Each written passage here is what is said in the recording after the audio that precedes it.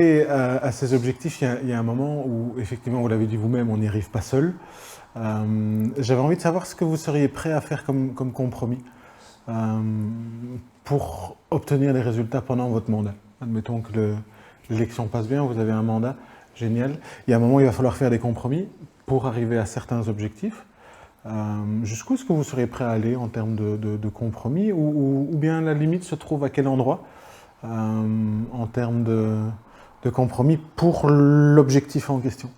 Jusqu'où est-ce qu'on va et surtout quelles limites est-ce qu'on ne dépasse pas ou jusqu'où on ne va pas pour obtenir un objectif, puisque tout le monde est là pour un objectif de bien commun aussi, j'avais quand même envie de savoir jusqu'où vous étiez prêt à aller pour une réussite d'objectif. Hein, on va faire une réponse en 40 secondes, s'il vous plaît.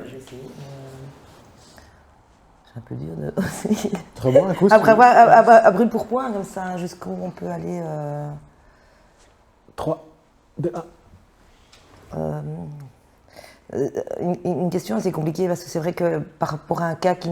Enfin, il faut parfois un cas concret pour se rendre compte de jusqu'où on peut aller dans un compromis. Mais un compromis, ça peut être beaucoup de choses et je pense qu'il y a aussi des lois qui délimitent déjà certaines choses ou des circulaires et voilà, il y a des choses pour lesquelles on ne peut pas dépasser. Donc là, je pense que c'est déjà quelque chose à respecter. Après ça, je pense que c'est essayer d'écouter au mieux sa population pour essayer de voir jusqu'où on peut peut-être aller. C'est peut-être un peu dur à répondre à la question, hein, désolée. Je n'arrive pas à m'imaginer un cas bien concret. On a une base en tout cas. C'est ça, on sait bien que parfois l'urbanisation c'est quelque chose de compliqué, où on a besoin de construire du logement, où on sait qu'il faut peut-être limiter à un moment donné ce logement.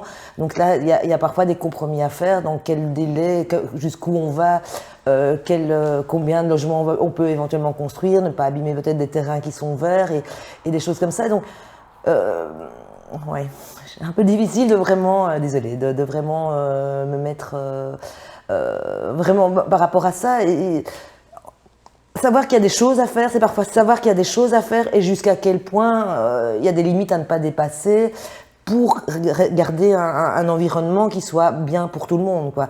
Et voilà, c'est vraiment faire attention à ça. Alors on va... Tu viens d'offrir... Désolée. Tu viens d'offrir 1 minute 40 à tout oui, le monde. Oui.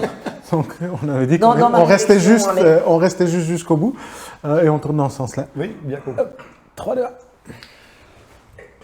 Je pense un peu comme Isabelle vient de l'évoquer, en fait il y a peut-être 2 formes de compromis. Il y a le compromis qu'il faut faire parce que la réalité s'impose, qu'il y a des contraintes légales, de temporalité souvent aussi, et que tout ne peut pas aboutir de manière aussi idéale qu'on le souhaiterait. Et ça, j'ai envie de dire, moi personnellement, c'est dans mon ADN pour avoir géré de nombreux projets dans ma vie professionnelle, et c'est vraiment dans l'ADN de Cours Ensemble qui est prendre ce qu'on peut améliorer sans se braquer et en faisant des choses, avec une limite qui est sans doute sur les valeurs.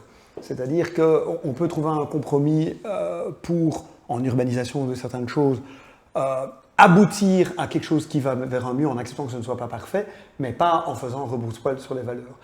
Moi, j'avais entendu dans la question aussi une autre forme de compromis qui est entre listes, entre partenaires qui dirigent une commune.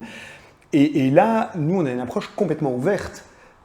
Moi, je pense qu'il y a autant d'idées positives pour tout le monde dans une minorité que dans une majorité, et que sur un très grand nombre de dossiers, je déplore d'ailleurs pour avoir fait énormément de propositions lors de la législature précédente, il n'y a pas de raison parce que l'idée vient d'en face de la bloquer ou de même pas la regarder. Et que là, une commune qui a des défis à relever comme Cours-Saint-Étienne aurait beaucoup à gagner à accepter les idées d'où qu'elles viennent, les débattre publiquement pour montrer justement le constructivisme ensemble et avancer. Ce n'est pas du compromis, c'est faire de la politique pour le bien de tous. Merci. Merci. Dans le timing, plus ou moins, c'est bien. Ouais. Bah, heureusement que tu avais donné un peu de marge. Ça, parfois on peut... C'est pour ça que parfois je laisse l'un ou l'autre aller un petit peu plus loin pour pouvoir donner un peu plus de temps à tout le monde. L'émission va faire 2h10. Hein. Non, mais on s'arrangera pour que ce soit 2 heures plus court. 3, 2, 1. Bah, la question du compromis en politique, elle est centrale, elle est inhérente à toute la politique. Aujourd'hui, que ce soit CSE+, Cours Ensemble, à tout court, on a des programmes avec des idées très concrètes de à quoi ça va aboutir. Et puis, peu importe celui qui va gagner dimanche, il va falloir les mettre en œuvre. Et c'est là qu'on va se rendre compte, effectivement, de la réalité de terrain, avec certains qui ont peut-être plus ou moins calculé les choses pour l'avenir. Chez Atoucourt, on est quand même conscient que dans toutes les propositions qu'on fait, on est très réaliste sur le plan budgétaire, sur le plan de la réalisation aussi ensuite. Il y a une ligne à ne jamais franchir, c'est l'intérêt général. Et je pense que ça, c'est essentiel de pouvoir se dire que peu importe le projet qu'on veut mener, si à un moment on se rencontre pour une raison X ou Y que je ne connais pas aujourd'hui, qu'il y a un projet qu'on veut mener, mais en fait qui ne rencontre pas l'intérêt général, là, il faut pouvoir se remettre en question, réévaluer les choses, réajuster le tir et avancer d'une autre manière que celle initialement prévue. On est en 2024, moi je ne sais pas ce qui va se passer d'ici 2030, il pourrait arriver plein de choses. Je me souviens qu'en 2018, on ne s'imaginait pas qu'il y aurait les inondations en 2021, on ne s'imaginait pas qu'il y aurait le Covid, la guerre en Ukraine. Pendant toute la législature ici, on a réajusté le tir sur certains projets qu'on n'a pas pu réaliser ou qu'on a réalisé différemment.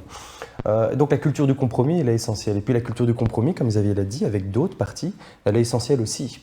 Et là, je vais peut-être un peu en contradiction avec ce qu'il vient de dire, mais au cours de la législature, il y a bien sûr eu des tensions avec des propositions qui ont été faites de part et d'autre et qui n'ont pas été acceptées par l'un ou l'autre parti en conseil communal.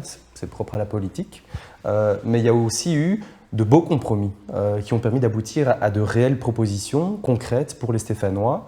Et il y a régulièrement au conseil communal des votes à l'unanimité pour pas mal de projets. Donc on est à cheval en fait entre le compromis d'une liste, ses valeurs, ses projets, mais aussi avec la gestion communale qui est faite de compromis de manière générale, mais pour autant que, et ça c'est essentiel à mes yeux, mais aux yeux de tous les colistiers, que l'intérêt général prévale en permanence.